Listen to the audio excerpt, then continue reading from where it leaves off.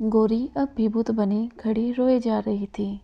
तो अब शिव ने उसके आंसुओं को साफ करते हुए कहा, बस भी करो यार, बता तो दिया तुम्ही से प्यार करता हूँ और मुझ पर सिर्फ तुम्हारा ही हक है।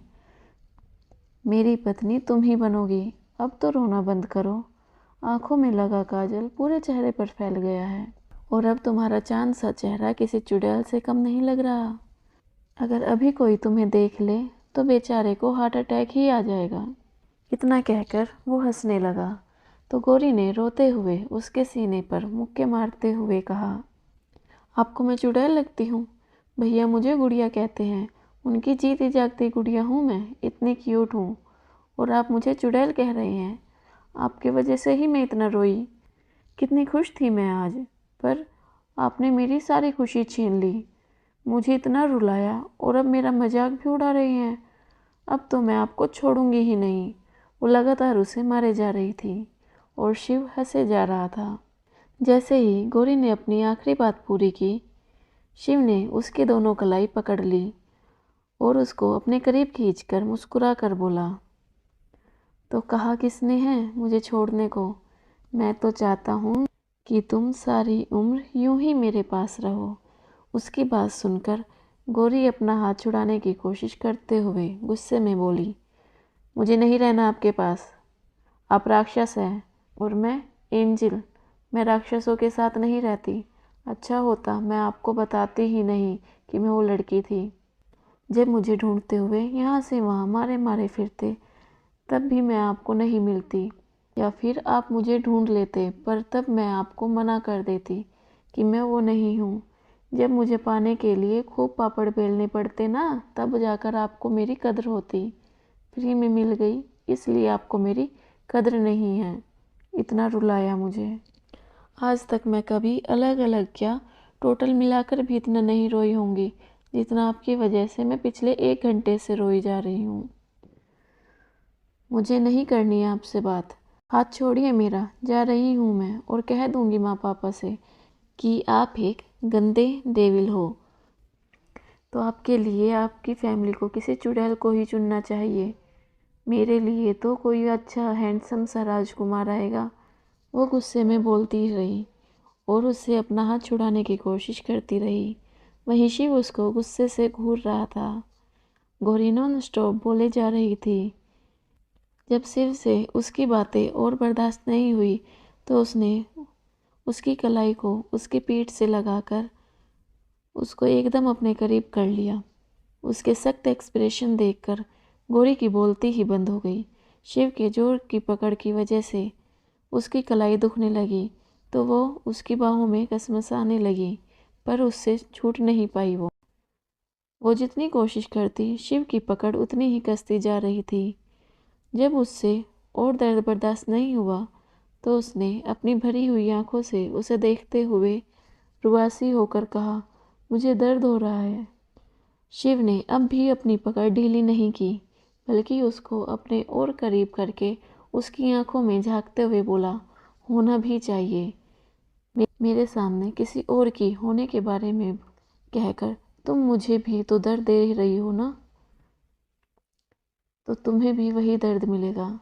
गौरी अपनी कलाई छुड़ाने की कोशिश करते हुए बोली, हाथ छोड़िए मेरा, मैं कोई मुजरिम नहीं हूँ जो आप जल्लादों की तरह मेरे कलाई को मरोड़ रहे हैं।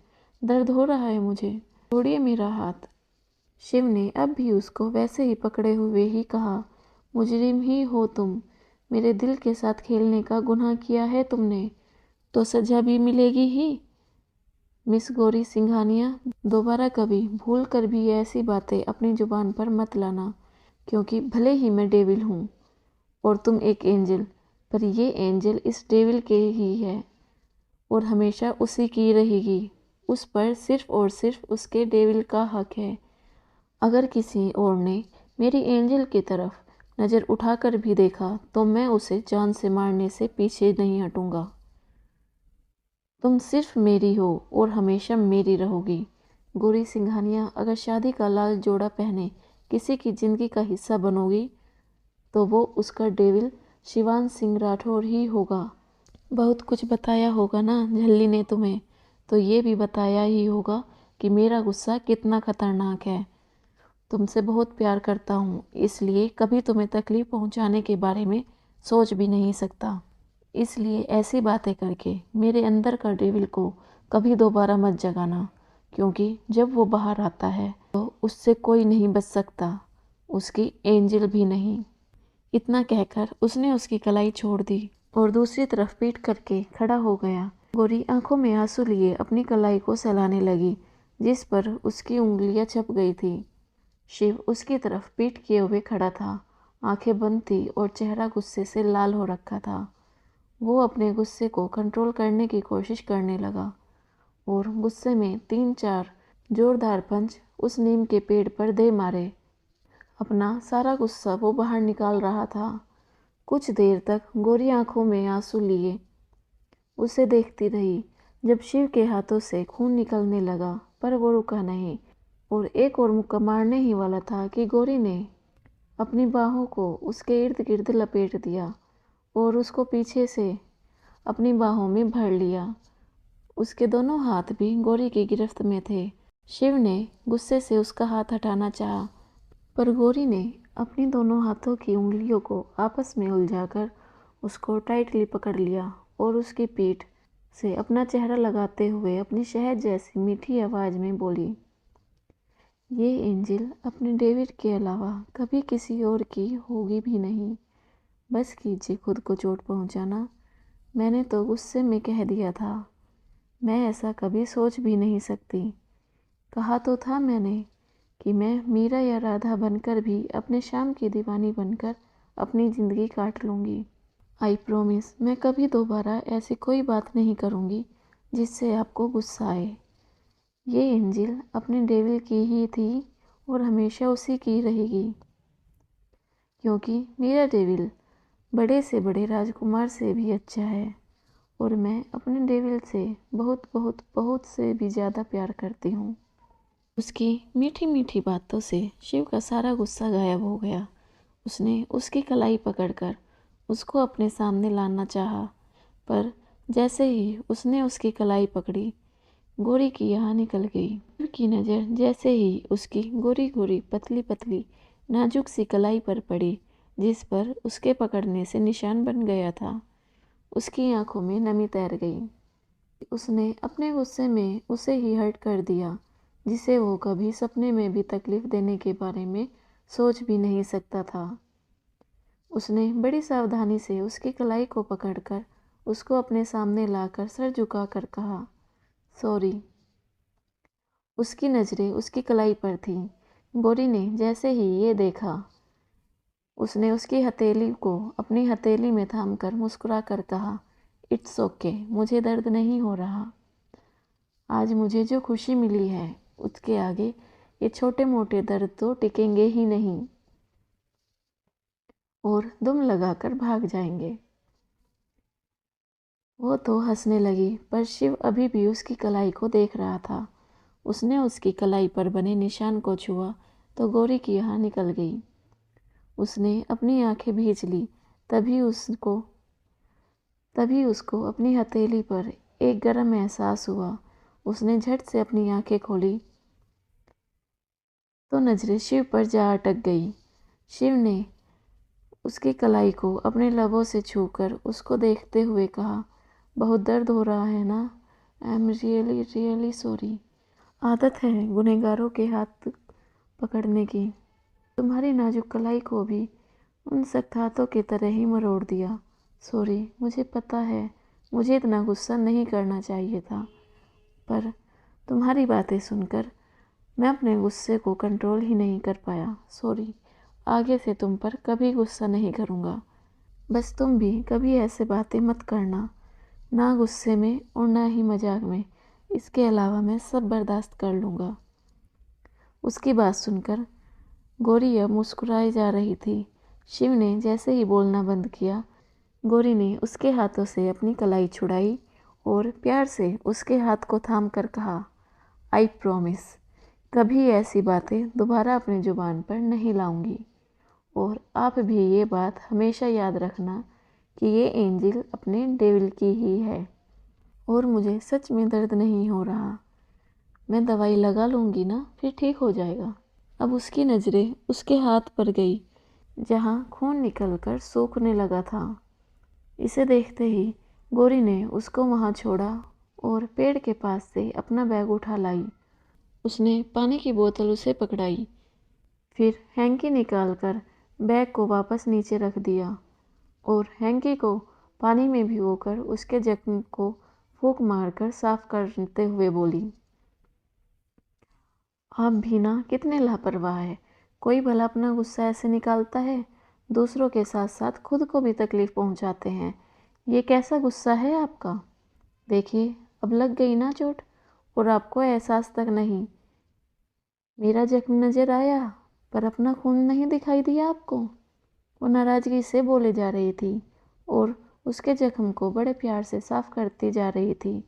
शिव मुस्कुराकर उसको देख रहा था। जैसे ही गोरी ने अपनी लास्ट बात कंप्लीट की, शिव ने उसकी बाह पकड़कर उसको अपने करीब कर लिया। उसके अचानक ऐसा करने से ही गोरी हैरानी से उसकी आंखों में देखने लगी और उसके मुंह से आगे कुछ भी नहीं निकला। अब शिव ने उसके चेहरे के करीब जाते हुए कहा, तुम्हें तकलीफ पहुंचाकर खुद दर्द से कैसे बच जाता? इस जख्म में उतना दर्द नहीं हुआ जितना तुम्हारी लाल कलाई देखकर हुआ। गोरी उसके ऐसे करीब आने से घबराकर अपना सर पीछे करते हुए बोली, देखिए, आपका हाथ मुझे साफ ऐसा ऐसे मत देखिए। हम पब्लिक प्लेस पर हम पब्लिक प्लेस पर अभी हमारी सगाई। घबराहट में उससे एक भी वाक्य पूरा नहीं बोला गया। वो टूटे फूटे वाक्य बोले जा रही थी और शिव उसके करीब बढ़ता जा रहा था। जब गोरी चुप नहीं हुई तो शिव ने उसके चेहरे पर आती लटों को कान के पीछे करते हुए कहा, तुम इतना क्या घबरा रही हो? प्यार करते हैं ना हम एक दूसरे से, और शादी भी होने वाली है हमारी। उसके छूने से गोरी की बोलती बंद हो गई। वो उसकी बाहों में ही मचलने लगी। घबराहट में उसने अपनी आंखें भींच ली। कुछ देर शिव मुस्कुराकर उसके खूबसूरत चेहरे को देखता रहा। फिर उसने उसके चेहरे को अपनी हथेली में भर लिया। उसके ऐसा करते ही गोरी ने अपनी आंखें और भी कस के भींच ली और अपने होठों को दांतों के बीच दबा लिया। शिव ने मुस्कुराकर उसके माथे को अपने गर्म और उसके प्यार के एहसास से लबरेज लबों से छू दिया। ये गर्म प्यार भरा एहसास होते ही गोरी का चेहरा एकदम शांत हो गया। वो सीधे उसके सीने से जा लगी और उसके सीने में अपना सर छिपा लिया। तो शिव ने उसे अपनी बाहों में भरते हुए मुस्कुरा कर कहा, तुम मेरी हो और जब तक हमारी शादी नहीं हो जाती और मैं तुम्हारी मांग में सिंदूर भरकर और तुम्हें मंगलसूत्र पहनाकर सभी रस्मों रिवाजों के साथ, सभी बड़ों के आशीर्वादों के साथ तुम्हें पूरे हक से अपनी ज़िंदगी में शामिल नहीं कर लेता, तब तक मैं कभी अपनी लिमिट क्रॉस नहीं करूँगा। झूठ नहीं कहूँगा, तुमसे प्यार करता हूँ और तुम्हें अपना भी बनाना चाहता हूँ, पर तब तक नहीं जब तक हमारे रिश्ते पर शादी का थप्पा नहीं लग जाता। और जब हमारी शादी हो जाएगी उसके बाद भी मैं जब तक अपनी सीमा नहीं लांघूंगा, जब तक उसमें तुम्हारी मंजूरी शामिल नहीं हो जाती। मेरा तुमसे दिल का रिश्ता है, इसके लिए मुझे तुम्हारे शरीर की ज़रूरत नहीं। शरीरों के मिलन से भी ज़्यादा ज़रूरी दिल का मिलन होता है और वो तो हो ही चुका है। गोरी उसके सीने से लगी रही। उसने एक शब्द भी नहीं कहा। कुछ देर तक दोनों यूं ही एक दूसरे की बाहों में कैद खड़े रहे। उसके बाद शिव ने उसे खुद से अलग किया और उसके हाथों से रुमाल लेकर उसके चेहरे को साफ करने लगा। गोरी होठों पर सौम्य सी मुस्कान लिए बड़े प्यार से उसे देख रही थी। शिव ने उसके चेहरे को साफ करते हुए मुस्कुरा कर कहा, इस प्यार से मेरी तरफ ना देखो, प्यार हो जाएगा। उसकी बात सुनकर गोरी ने मुस्कुरा कर कहा, आपने बताने में देर कर दी। अब तो जो होना था हो गया। उसकी बात सुनकर शिव ने मुस्कुराकर उसको देखते हुए कहा, अच्छा क्या हुआ है, जरा मुझे भी बताओ। गौरी ने मुस्कुराकर उसे देखते हुए इतराते हुए बोली, मैं क्यों बताऊं, जो होना था हो गया और मुझे हुआ है तो मुझे पता है। अगर आपको जानना है तो खुद से पूछिए। क्यों मुझे मनाने मेरे पीछे पीछे यहाँ तक आए थे।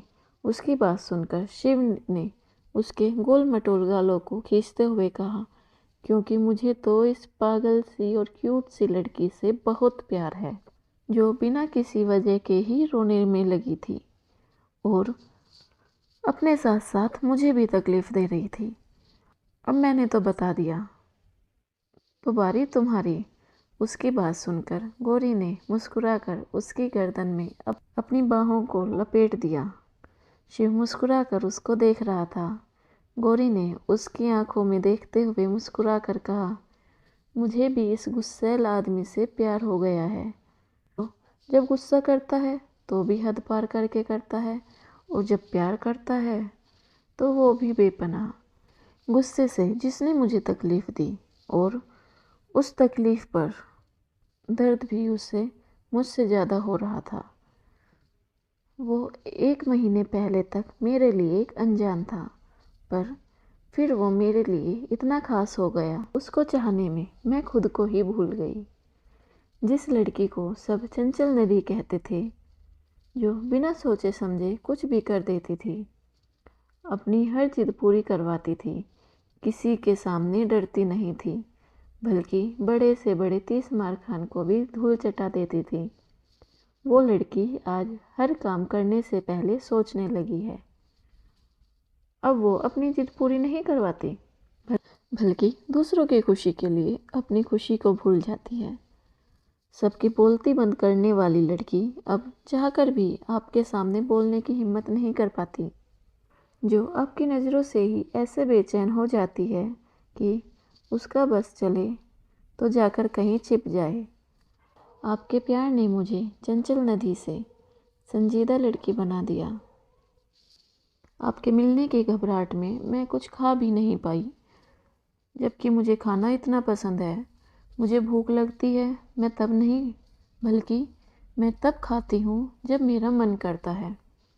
आपके प्यार ने मुझे समझदार बना दिया। सब तो मैं झेल लूँगी, पर मुझे ये मार धाड़ और ये गोली वोली खून खराबा बिल्कुल भी नहीं पसंद। बहुत नाजुक दिल है मेरा, बहुत जल्दी डर जाती हूँ मैं। उस दिन जब आपने मुझे बचाया था, तब वहाँ इतनी गोलियाँ चल रही थी कि ऑलमोस्ट मुझे हार्ट अटैक आ ही गया था। और आपका तो काम ही ऐसा है जिसमें कब किसकी जान चली जाए पता ही नहीं होता। अगर आपको कुछ हो गया तो मेरा क्या होगा। उसने बात शुरू तो मुस्कुरा कर की थी, पर अंत तक रोने सी सूरत बनाकर वो शिव को देखने लगी, तो शिव ने बड़े प्यार से उसके गाल को छूकर कहा, देखो मैं तुमसे बहुत प्यार करता हूँ, पर मेरे लिए सबसे आगे मेरा फर्ज आता है। मैं ये नहीं छोड़ सकता। यही मेरा सपना था और यही मेरी ज़िंदगी है। जानता हूँ नॉर्मल पतियों की तरह हर वक्त तुम्हारे साथ नहीं रह पाऊँगा, पर जितना भी वक्त तुम्हारे साथ रहूँगा, तुम्हें इतना प्यार करूँगा कि मेरे जाने के बाद भी तुम उन खूबसूरत पलों को याद करके खुश रह सकोगी। और रही बात मौत की, तो मौत को किसने देखा है। घर में बैठे हुए भी आदमी मर जाता है, रोड एक्सीडेंट में भी उसकी जान चली जाती है। वैसे ही सरहद पर अपने देश के दुश्मनों से लड़ते हुए भी लोग शहीद हो जाते हैं, पर वो मरते नहीं हैं, शहीद होते हैं। और उनके परिवार को गर्व होता है कि उनका बेटा, उनका पति देश को बचाने के लिए कुर्बान हुआ है। और तुम ये सोचकर उदास क्यों हो रही हो। मेरी जान तो तुम में बसती है। मैं कहीं भी रहूं, हमेशा तुम्हारे साथ ही रहूँगा। अगर मुझे कल को कुछ हो भी गया, तब भी मैं तुम में जिंदा रहूँगा और तुम्हें मेरे लिए जिंदा रहना होगा। और खुश भी रहना होगा। मेरे शरीर के चले जाने से हमारे दिल तो अलग नहीं हो जाएंगे। मेरा प्यार तो हमेशा तुम में जिंदा रहेगा और तुम्हें तो मेरी ताकत बनना चाहिए। अब तुम सोच लो, तुम मेरी कमजोरी बनना चाहती हो या मेरी ताकत? क्योंकि तुम भले ही मुझे छोड़ दो, पर मैं अपना फर्ज निभाना नहीं छोड़ सकता। तुमसे दूर रहकर जिंदा तो रहूँगा, अगर देश के प्रति अपने कर्तव्य से मुंह मोड़ लिया तो मैं एक पल भी नहीं जी पाऊँगा। अब फैसला तुम्हें लेना है, एक कमज़ोर लड़की बनकर रहना है या एक बहादुर सैनिक की बहादुर बीवी बनकर अपनी ज़िंदगी बितानी है। मैं तुम्हारे हर फैसले में तुम्हारे साथ रहूँगा।